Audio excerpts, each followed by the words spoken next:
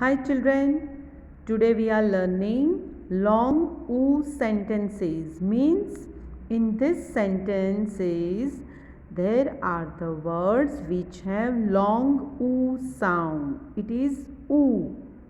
New activity, new page, write today's date, write the instruction. First sentence, clean the room with broom. I repeat, clean the room with broom.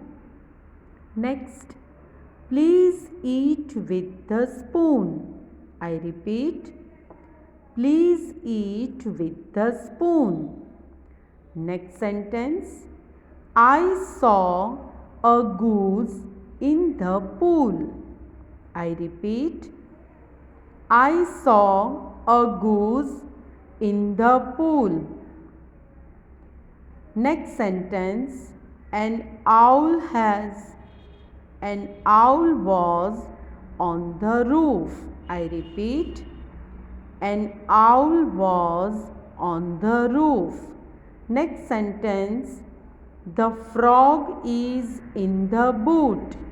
I repeat, the frog is in the boot. Children, you have to learn to read, write and speak these long oo sentences. All the best.